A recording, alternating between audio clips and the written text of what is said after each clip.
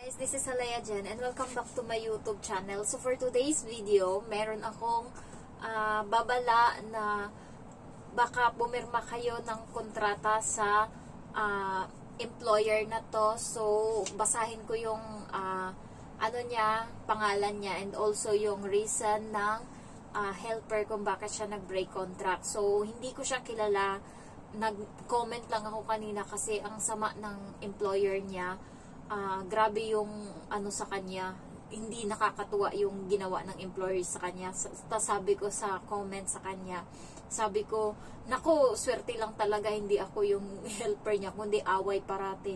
Sabi ko, dapat lang sa kanya nalayasan mo dyan, ba't ka magtitiis, ganyan yung ginagawa sa'yo. Tapos nag-message siya sa akin, sinend niya yung sabi niya, hi be, ako yung sender nitong na to, post na to. Tapos ayun, nag-share siya, nag-usap kami, and then parang ako, sabi ko sa kanya, pwede bang i-upload ko yung video, sabihin ko yung kasi gusto niya and gusto ng kaibigan niya na i-spread yung issue na to or yung pangalan ng employer para wala ng mga Pilipina na magpirma or makuha tong employer na to kasi hindi maganda. So siya, natiis niya ng 5 months, pero paano yung mga susunod?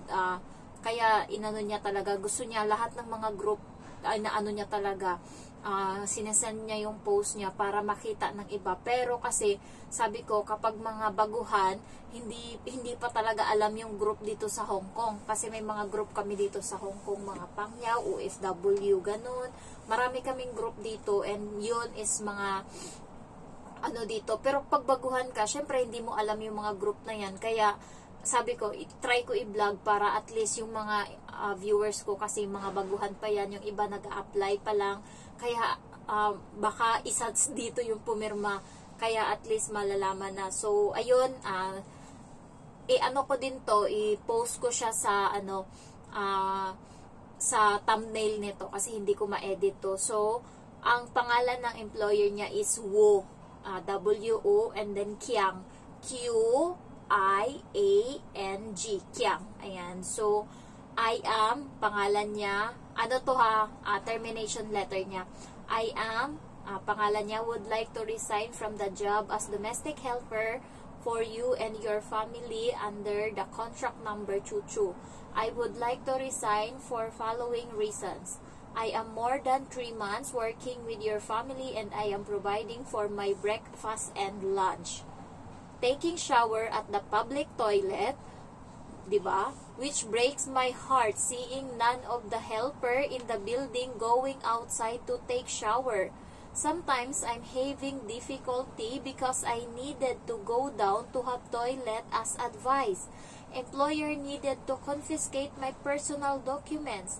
Yes, I am voluntarily to help my employer to clean on my day off, but needed to request more things to do. I need to pay with my weekly day off when employer go for a vacation. With this, I have decided to go back home in Philippines for the reason of uncomfortable accommodation and feel distress. I am humbly asking for your good heart and from your family as I render my last 1 month working to please treat me fair as normal working days. This letter shall be considered as 1 month written notice required by contract effective March 19, 2024 to April 19, 2024. Thank you for everything and I hope you understand me. This 1 month notice has been received by Hong Kong Immigration and will inform you 10 working days. Please see attached copy I have dropped at the Hong Kong Immigration. Thank you. So, diba, ang lala, hindi siya pwedeng mag-shower sa loob ng bahay ng amo niya. So, kapag nagsha-shower siya doon sa public toilet, alam mo yon, yung sa labas na toilet, yung mga pulubi, doon naliligo, alam mo yung mga mga tao na nakatira sa park, yung doon sila natutulog, yan, yung mga matatanda na nakikita nyo yan sa Shamshoy po, kung mga nandito na yung iba kong viewers. Sa Shamshoy po, meron silang parang banig-banig dyan na natutulog sila. Tambak-tambak yung mga gamit nila, in mga kumot nila. And then, naliligo yan sila sa public toilet. So, doon siya pinapaligo ng amo niya. And alam nyo ba guys, breakfast siya bumibili, lunch siya bumibili, and dinner kasi pagkatapos niya kumain, pagkatapos niya maglinis ng bahay, lalabas siya para maligo. Ang dinner niya is kaperanggot na kanin and 3 dahon ng gulay. Minsan nagkukuritot pa yung among babae, walang karne. So, gutom na gutom talaga siya. Ang ginagawa niya is pag bumababa siya, dadaan muna kasi siya sa 7-Eleven. So, ang ginagawa niya kasi daanan yung 7-Eleven papuntang public toilet. So, bumibili siya doon ng tig 24 Hong Kong dollar na pagkain, yung rice ata, package rice with chicken. Basta sabi niya yung tig 24 daw sa 7-Eleven. And ayun yung inaano niya, yung kinakain niya bago siya mag-shower. So alam niyo yun. So halos buong araw is ganun yung ano sa kanya. And tingnan mo, kapag iihi ka, kapag natatai ka, kailangan mo pang lumabas, pupunta ng public toilet para lang gumamit. Meron naman sa loob ng bahay. Napaka-arte ng amo niyang babae. So ngayon daw, pag-abot niya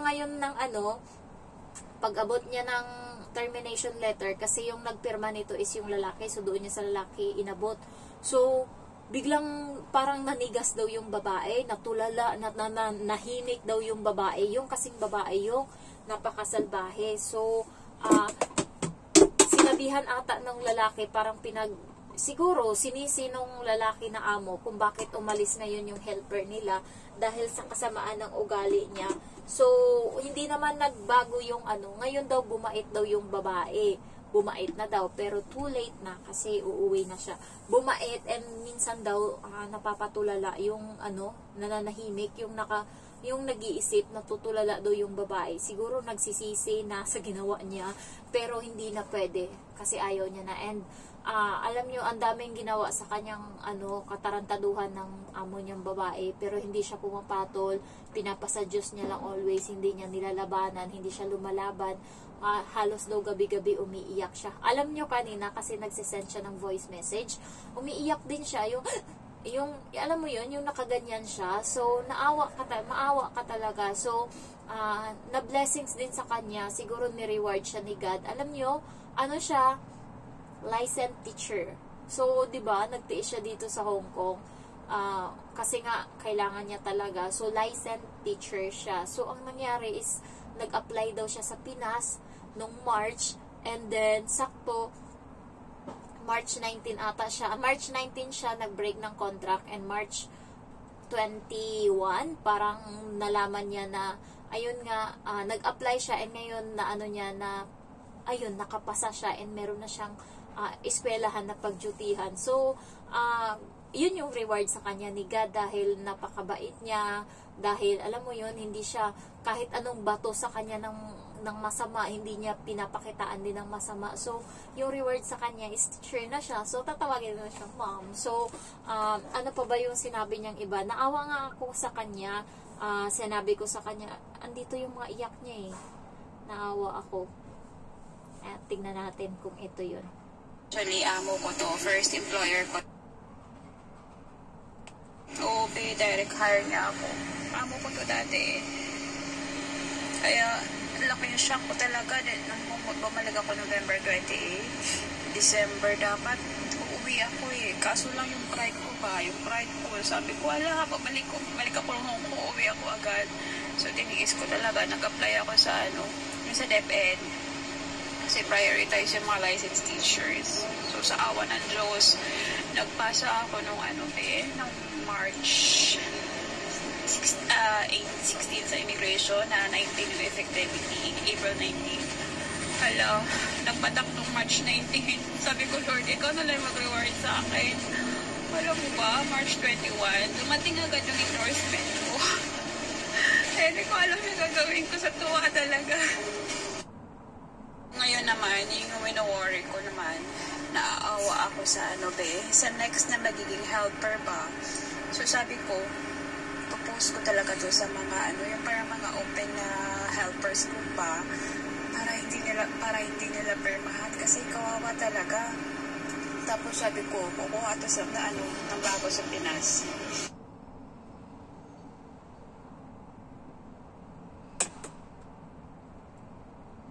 Alam na, iyak na naman ako.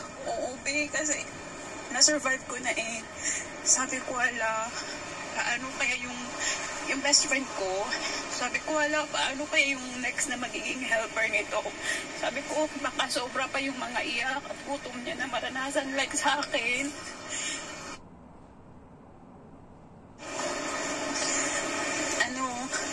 Ako yung nagpo-provide ng breakfast ko, ng lunch ko. Tapos, alam mo ba yung dinner ko minsan, kapiranggot lang yan na na kanin. Tapos like tatlong tao ng gulay. Minsan hindi ka pa niya binibigyan ng karne. Sabi ko, wala kasi akong anak So, hindi ko na napapadala lahat ng pera ko.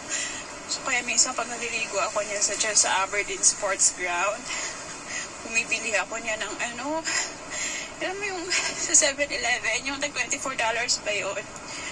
Tapos doon ako kakain sa paliguan ko. Hindi alam ng asawa ko yan.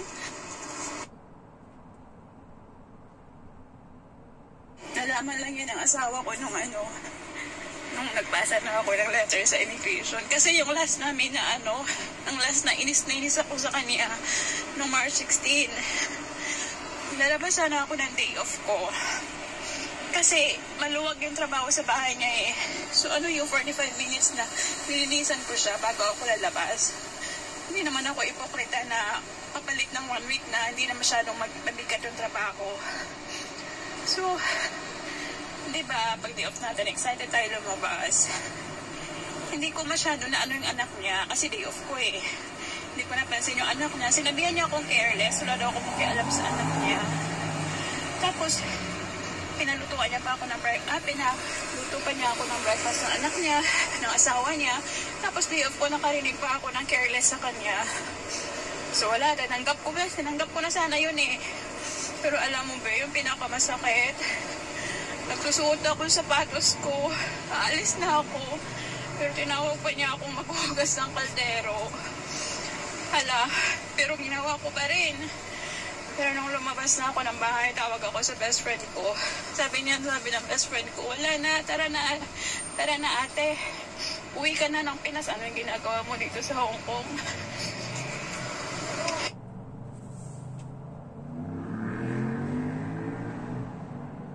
Tapos ayun, stress ako nung nung March 16. Kasi, dapat hindi pa ako uuwi eh.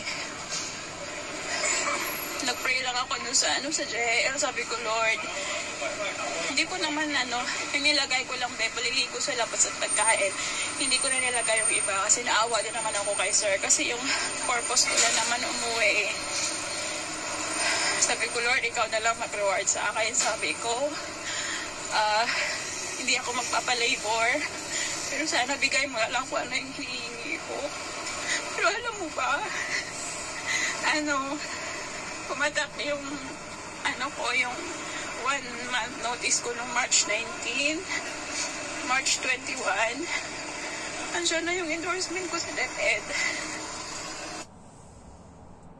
Nalaman lang yun ang So, marami pa siyang chat guys, pero 13 minutes na mahigit, mag-14 minutes na tong vlog ko.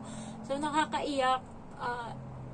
Grabe no, grabe yung amo niya. Kaya, tignan nyo yung yung ibibigay ko na pangalan.